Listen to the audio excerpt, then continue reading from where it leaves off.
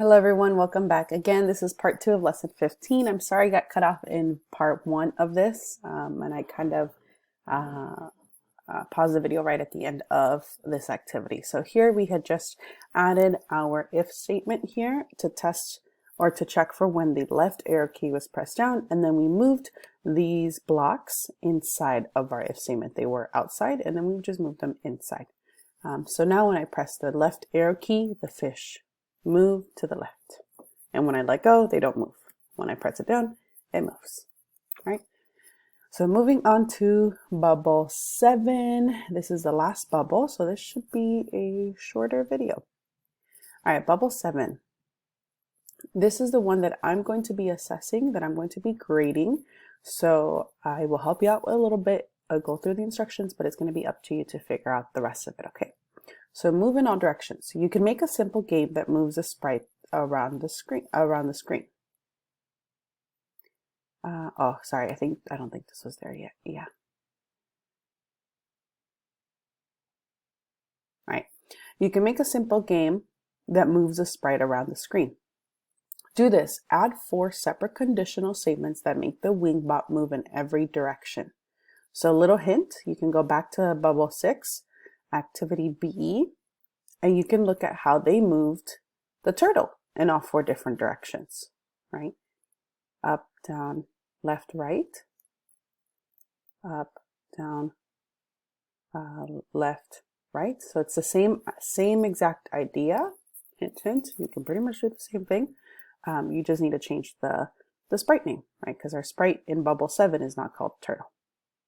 So again, you need 4 conditional statements. So we need 4 if statements.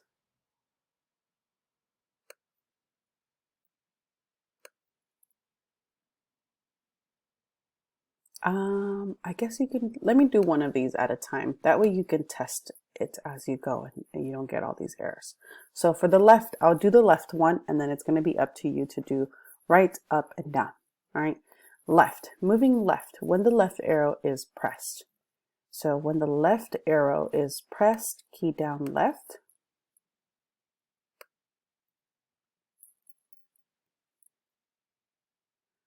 When the left arrow is pressed, we want the sprite to move to the left. So you can go back to bubble 6 and look at how they made the turtle move left.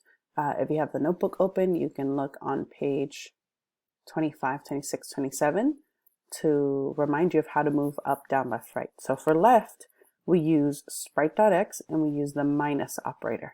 So we need sprite.x, and our sprite is called flyer, so I'm going to change that. And in this case, to move to the left, we need our minus operator, our subtraction operator. Flyer.x minus 1. Hit run, and now we should be able to move to the left. We can't move any other direction yet because we haven't coded it, but we can move to the left. If you want it to move a little bit faster, that's kind of slow, you can change that to 2, and it moves a little bit faster. Right? And so now your task is to do the same thing for moving it to the right, moving it up, moving it down. Remember, to move up and down, that's in the Y direction. Right, here's the notebook. To move up, sprite.y gets sprite.y plus 10. To move down, sprite.y gets sprite.y minus, or whatever number. It doesn't have to be 10. That's just an example. Right, and then moving to the right, sprite.x is sprite.x plus a number. Right, so you just repeat the same process that we did here for the other keys. Key down right, key down up, key down down. Right, and then you will finish bubble 7. Right, that's the one I'm going to be grading.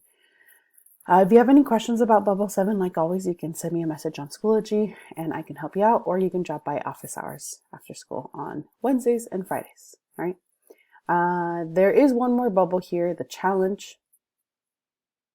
And I'm going to go over activity B really quickly. If you are interested in doing activity B, I'm going to go over activity B. I do recommend doing activity B. I might actually change that in the notebook. I know I didn't put that there, but I think I'm going to say optional challenge. I recommend trying activity B. Okay. Changing images as you move. Right now, these conditionals only do one thing. They change the sprite's X or Y position. But you can actually put as much code as you want inside a conditional. A common thing to do in-game is to change your character's image depending on which direction they're walking. You're going to make a bug that always faces the direction it's moving. So notice that as it moves down, it's facing down. As it moves to the right, it faces to the right, to the left, up, down. So the image, the animation is actually changing it to make it look like the fly is facing in the direction it's moving. Use the provided program and images. Duplicate your chosen bug image 4 times. Edit each of your images to point in one of the 4 directions. Write the code that uses sprite.setAnimation to change the image on your bug sprite when different arrow keys are pressed. So basically here we have our bug that's moving left, right, up, down, right? That's already taken care of. Hint, hint, if you still need help with bubble 9, right? How to move up, down, left, right? But what we want to do is we want the animation of the fly to change. So in our animation tab, we're going to duplicate the fly. Or actually, do we want to try a different one? I'm going to try the B. You can do the same thing, but I'm going to actually change this to a B animation. So I'm going to work with the B. All right, so the B, I'm going to take my B and I'm going to duplicate it so that I have 4 copies. All right, I'm going to name these B left because it's facing to the left. This one, I want it to be B right. And to make it face to the right, we're going to click this triangle to flip vertically. And then B up, I want it to face up. And we're going to rotate this one to face up.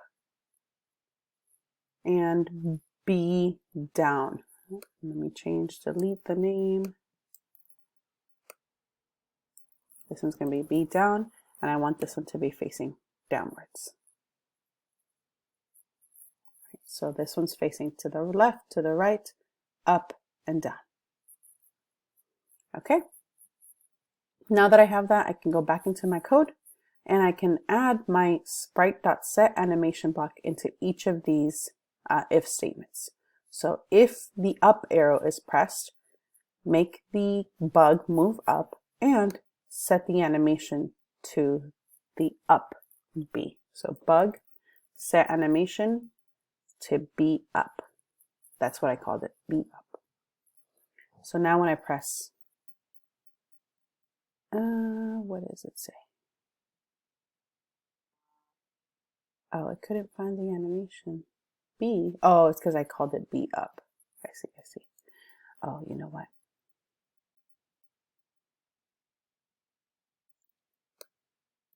That first time when I made a copy, I should have just left it as B. So this is the original B, and then B left, B right, B up, B down. All right, so whatever one you chose, keep the original and then make 4 copies, left, right, up, down. All right, now it should find it. There we go. So far I've only done the up and now it's facing up. If I do the others, it doesn't change because I haven't changed it. So I need to keep doing the others. So when I press the down key, I'm going to do the same thing, sprite.setAnimation, bug.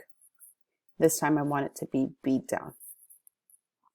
Same thing for left and same thing for right. Left, bug.setAnimation, bug, or B left, because I'm working with the B. And then lastly, for when the bug goes to the right, I want it to be the B that faces to the right, B right. So now, when I run my program,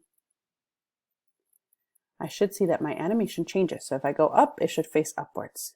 If I go down, it should face down. If I go to the left, it's going to face to the left. If I go to the right, it'll face to the right. Up, down, right, left. And that's it. All right, so we're changing the animation to make it look like it's facing in the direction it's going. But really, it's 4 separate animations. well, it's one sprite, but the animation changes. All right, and that is it for Bubble 8. There is another challenge, but I'm not going to go over those. I just wanted to go over changing your animation as you move directions, right? If you have any questions, just message me on Schoology or ask me in class, right? Hope this video helped. See you in the next video. Goodbye, everybody.